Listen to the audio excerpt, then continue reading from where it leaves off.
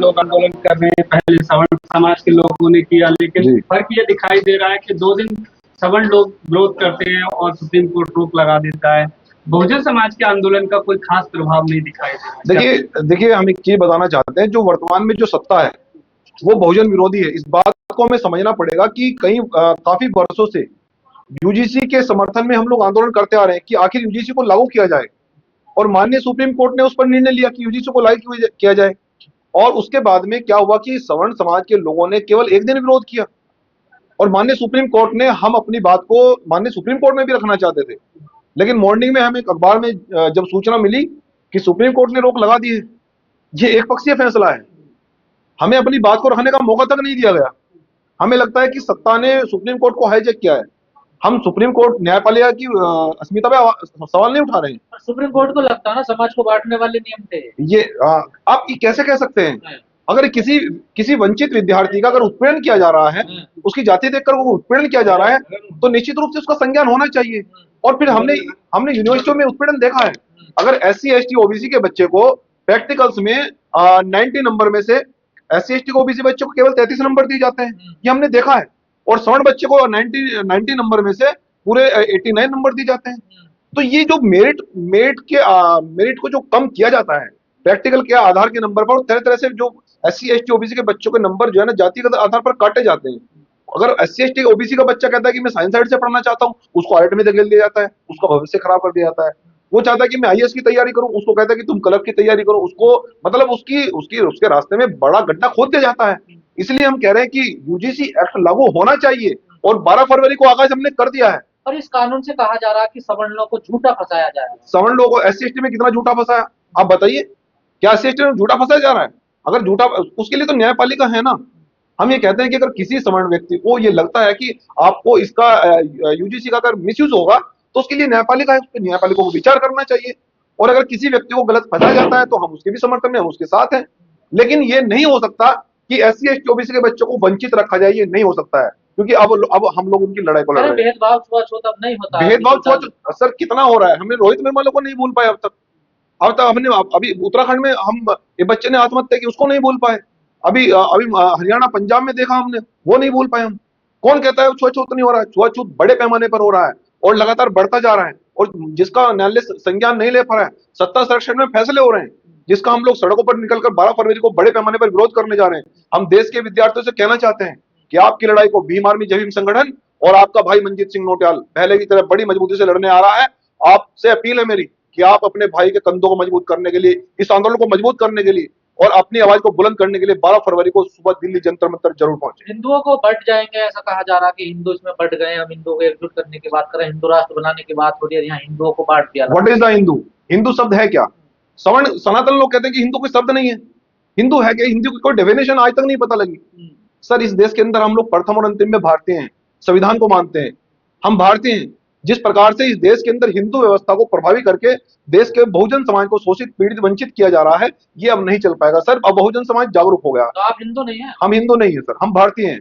हम प्रथम में और अंतिम में भारतीय हैं, संविधान को मानते हैं और देश के प्रत्येक समाज का, प्रत्येक वर्ग का, प्रत्येक धर्म का सम्मान करते हैं।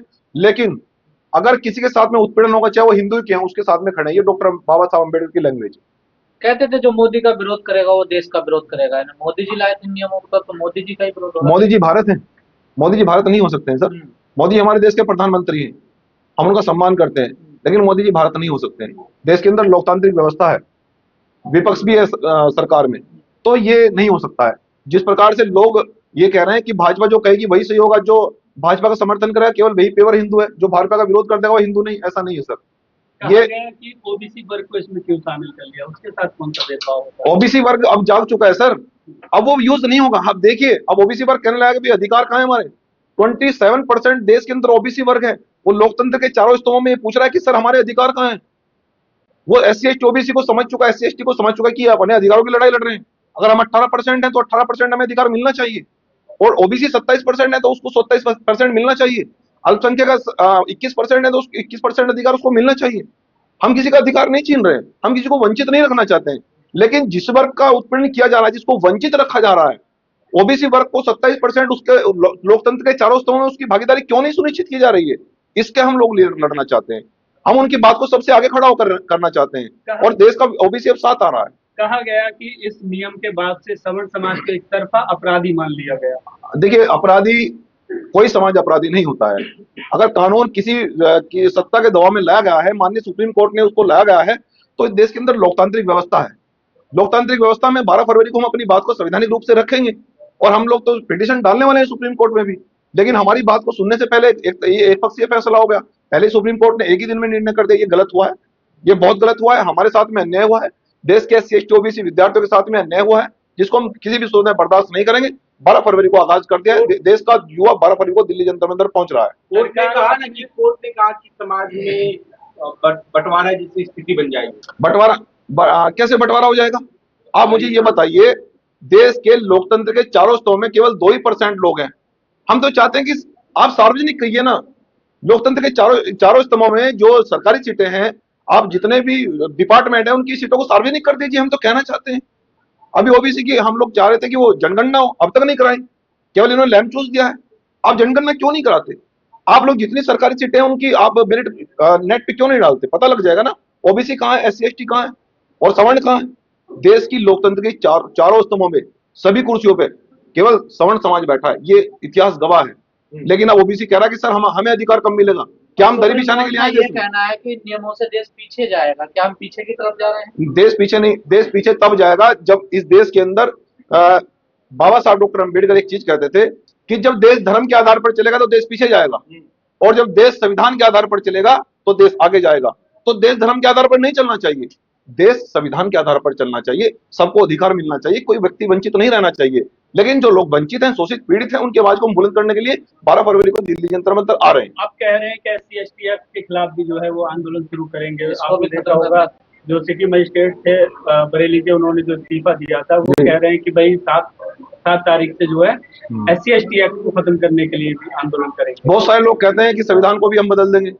अब किसी की औकात है संविधान बदलने की? या किसी की औकात है SC ST में बदलाव करने की? कौन बदल देगा संविधान और कौन बदल देगा SC ST? अरे हम जैसे नेता पैदा हो गए, लड़ने वाले लोग पैदा हो गए, संविधान को लेकर रोड पर आने वाले लोग पैदा हो गए। हमने बहुजनों में लाखों लोग तैयार कर दिए। लेकिन आपको तो पिछड़ों की लड़ाई आप कब तक लड़के रहेंगे? पिछड़े तो आए नहीं देंगे। गधा कहते हैं, कौन लोग कहते हैं? घोड़े की रेस में गधा आएगा। उनके पास शीशा जो है ना वो अच्छी क्वालिटी का है। वो शीशे के सामने खड़ा होकर कहते हैं जैसा उनको दिखता है वैसा ही बोलते हैं।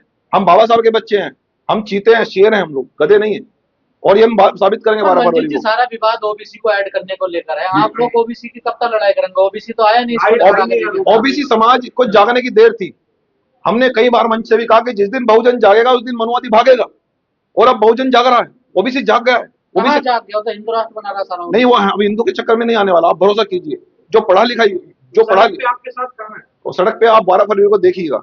ओबीसी समाज का विद्यार्थी, ओबीसी समाज का युवा आपको दिल्ली जंतर पर जरूर दिखाई देगा 12 फरवरी को। जनेऊ लीला में लगा हुआ है, जनेऊ पहने। जनेऊ अब जनेऊ नहीं पहनेगा, वो संविधान की किताब हाथ में लेगा, भरोसा रखिए। उनको गुमराह किया गया, कुछ जो पुरानी पीढ़ियां हैं उनको तोड़ने में थोड़ा समय लगेगा सर।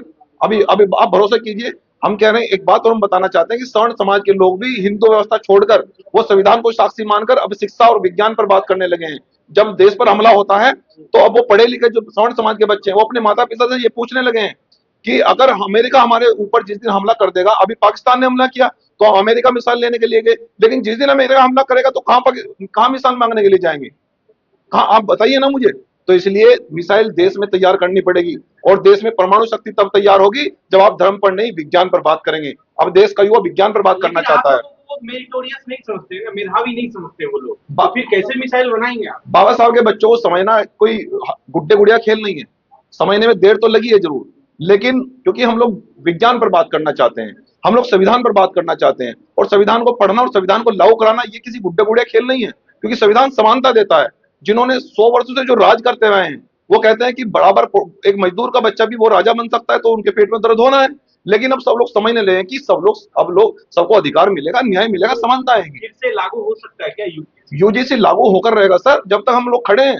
हम लोग लड़ेंगे जब तक। देश के SC ST OBC विद्यार्थियों की लड़ाई मंजीत सिंह नोटियाल लड़ेगा, मजबूती से लड़ेंगे, वादा करेंगे। 12 फरवरी को आ रहे हैं। वाली स्थिति आप? वेरी गुड, यस, बिल्कुल।